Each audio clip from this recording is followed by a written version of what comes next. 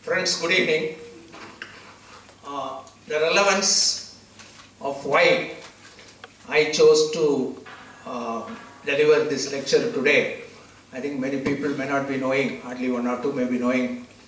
I was responsible for recruiting Pujari into Kerala University. The interview committee had the Vice Chancellor, the Professor of Physics, the late Dr. V.P. Kulkarni and me. And my rationale for selecting Pujari among the other candidates who appeared on that day was that he was part of the design team of TDC 316 and the university was about to get a TDC 316. And you know that universities, it's very easy to get a capital expenditure budget of 40 lakhs to get the computer. But the revenue expenditure of maintenance of 4 lakhs, they won't be able to get. And this guy, being part of the design team, knew its limitations and knew exactly where things will go wrong. And he will be called upon to maintain the system himself. So that was the reason for choosing Pujari, and then the rest is history. He identified himself with Kerala very well. And 2 months before the fatal trip that he took to Bangkok, I had met him in Bhubaneswar. Together we had meetings with the Chief Minister of Orissa, the Vice Chancellor of Kalinga University and so on and so forth, and I had dinner with him, and he mentioned to me about his impending trip that he was planning to go to Bangkok for that conference. So that's the relevance. I was not very sure whether I was going to be here today because till yesterday I was enjoying the cool climate of the high ranges at Kuttikanam. But because it was Pujari Memorial Lecture, I can't skip it. I'm grateful to the CSI Trivandrum for not asking me until 11 o'clock this morning what's going to be the title of your talk. But unfortunately at 11 I got an SMS asking for the title, and I thought I should deal with one dimension of Pujari. Pujari had been a hardware designer, he had been an educationist, and he had been a data center manager. So I thought I would choose education as the topic. What I want to do is, and as I entered the hall today, so many people were asking where are your papers for the talk. And a few minutes back, at least 5 volunteers of Trivandrum chapter asked me for the slides to be projected. Okay, what I want to do is that have a free flowing sharing of experiences of what happens in computer science education elsewhere.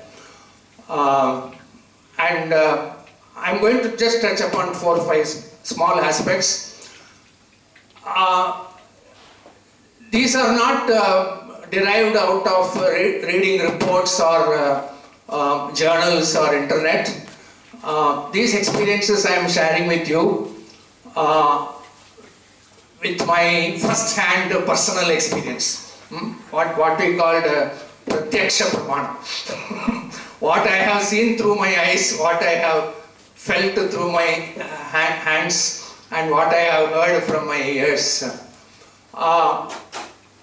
The opportunity to serve in that international committee on steering committee on software engineering education, plus the fact that TCS is a global recruiter of manpower, gave me the chance to look at the education systems in other places and also validate them by interviewing the candidates for positions. So my recounting of some of these practices are based on this. And the countries and universities which I have chosen to represent, they are not the usual USA, UK, Germany, Japan kind of countries. The countries are Uruguay, Hungary, South Korea, China, Morocco, and Pakistan. What happens in these places? The first one is on admissions. Like in India, in many of these countries, there is a growing demand for aspiration for people to become engineers. But these countries have put a bar. They have not expanded the supply as much, but instead they have raised the bar for getting entry into engineering. By so doing, you may wonder that a lot of other people who could not succeed may be left behind, but they have a beautiful skill development system whereby in every district you have identical looking skill development centers, and they go about it in a process. For example, the country decides what are the 7 areas which contribute to the economy of the country, and which are those industries that need to be filled with skilled people. And then the people from the industry from these 6 or 7 areas are brought together, a curriculum is drawn, it is delivered in a uniform manner, and if you happen to run an industry which is outside these 6 or 7 chosen areas and you train people, then the government subsidizes you to the extent of 80%. So that, and the result of this is that once somebody is successful in getting into an engineering program, there is nothing like failure. All the people who join the engineering stream are top class people who are recruited by IBM, SAP, Thomson CSF and all these companies. That's one aspect. The second aspect is that in many of these countries, teaching is the #1 coveted position. If you cannot get into teaching, then you look into other options of joining a private company, a bank, and so on and so forth. The government has seen to it that only the right people are attracted to teaching. So that's the second point. The third point is we are talking about employability. And it has become a fashion in the last few years that we name soft skills as the main culprit to why people cannot be employed. I think that's a myth. And most of these countries, the people I have met, top class system programmers, top class application programmers, I don't think they will pass the soft skills test that we are making a fuss about. But what they mean by soft skill is something different, which I will share with you. For example, now I am not giving you which university is doing what, but please believe me, I think you have reason to believe me, I was born on 2nd October, I can't afford to bluff in front of you. The ensemble of universities that I have mentioned and the ensemble of practices that I am speaking, they match, they cover. So, for example, one of the universities, you have a system where for every semester, there is a mission vision statement. That means at the end of this semester, the student will be equipped to solve problems of this complexity. They even give an example of the complexity of the problem that the student will be able to solve. And in that semester, they do a project based on knowledge that they have gained in that semester. And at the end of the semester, at the beginning of the semester holidays, they are given another project which they will not be able to do using whatever they have learned. So they struggled, and then when they come back, they said, now is the time for subjects from the second semester to start. So that acts as a motivation. And one of the things that the faculty does is, for every course they handle, they answer the question, why the hell should I read this module? Suppose there is a course on data structures. So they give a half a page answer why the hell should I know about data structures? So they give two examples, simple examples to which everybody can relate, day-to-day practical examples, followed by whatever theory equations are needed, and then follow it up with more complex examples. So and also, suppose you do data structures in the second semester, in the fifth semester you do database design. They also answer the question how these two are related to each other. So they draw a map of all the modules covered in all the semesters, showing the interrelationship that unless you know this, you won't be able to do this, and so on. And if some subject is hanging without being connected to any other module, that subject is removed from the curriculum. And then as this complexity grows, the evaluation scheme also keeps track. For example, in the first semester, theory is to practical will be 90:10. In the second semester, it will become 70:30. In the third semester, it will become 50:50. And the last semester, it will become 0:100. So that way, they are able to keep this employability as an aspect in mind. One other pedagogy that is followed is the problem-based model, where the teacher in a period of 60 minutes spends hardly 10 minutes giving the motivation for that particular topic, and the rest of the mechanical aspect of knowledge students read in the class, because this experiment of asking them to read at home and come doesn't work. So the class period is used to read this. One other good practice is about doing projects. The Murukangadas don't sell project reports in those countries. The project work is defined right in the second semester. The main project report. This gives the students enough time to read about the domain, to read about the technologies required, and so on and so forth. And they are encouraged to enter some of the free online courses. For example, the MIT courseware, and so on and so forth. So they get the time to do this. But more than that, the practice of doing projects is enhanced by the fact that project teams are interdisciplinary teams, which means in a university, a project team will comprise one mechanical engineering student, one electronics and communication student, and one CS student, or one civil engineering student, one instrumentation student, one IT student, and so on, because it has been established that the best learning happens in the peer learning mode. It's not from the faculty that you learn everything, but in peer learning mode.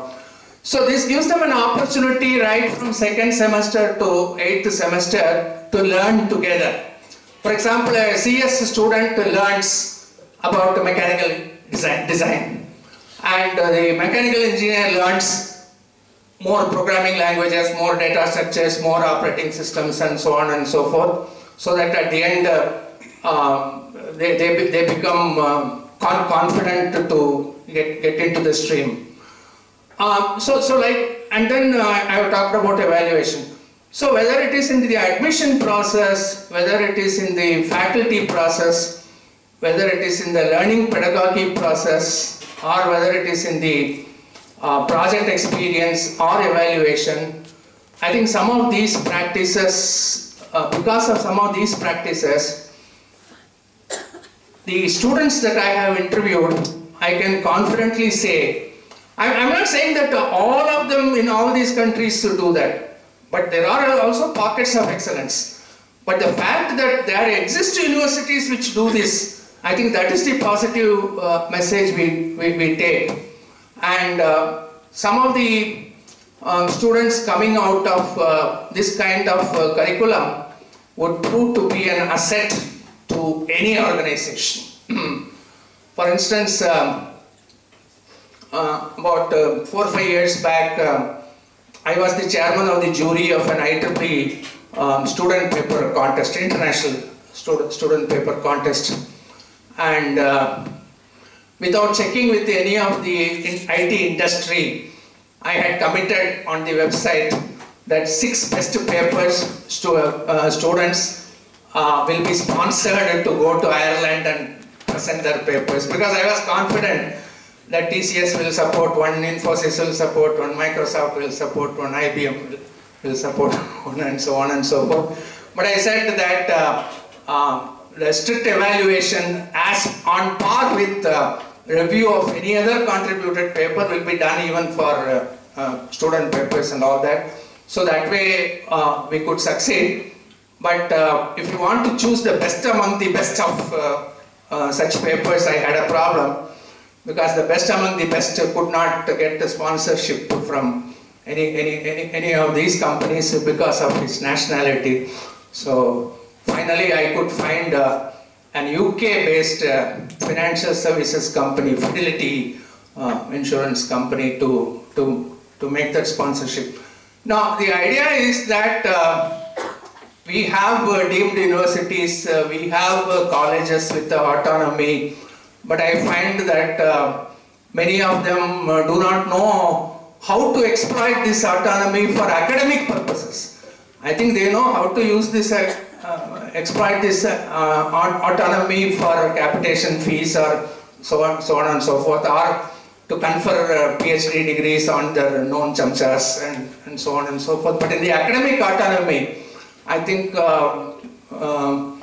are yet to do that. And I'm also rather sad to say that when we had summarized all such good practices and some more practice, I'm not doing an exhaustive list of all the practices, and made a report on behalf of NASSCOM as part of the HR development for the IT industry.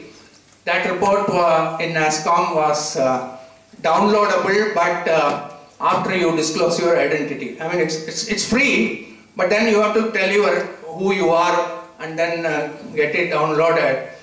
And my co-author of this report, he is very tech savvy, he is more tech savvy than me.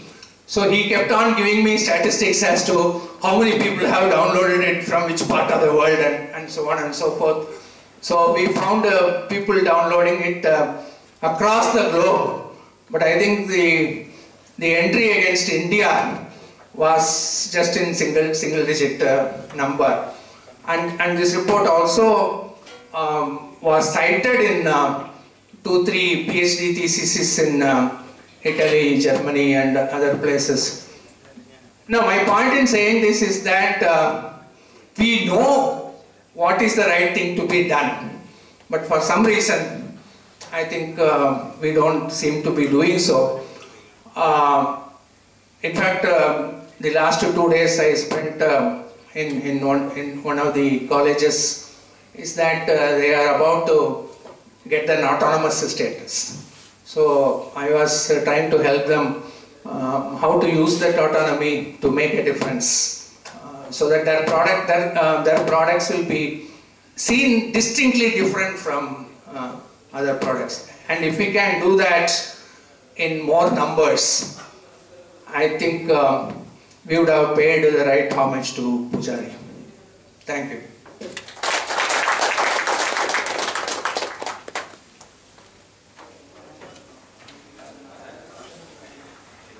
Thank you, Sri Narayanan sir, for delivering the A.K. Pujari Memorial Lecture, which highlights the relevant points that is lacking in education system across India and highlighting the main points that Indian education system should address. Thank you so much, sir.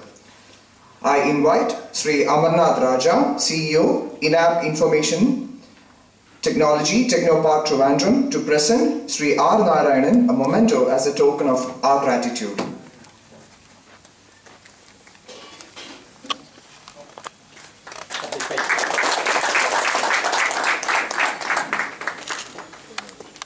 Thank you, sirs.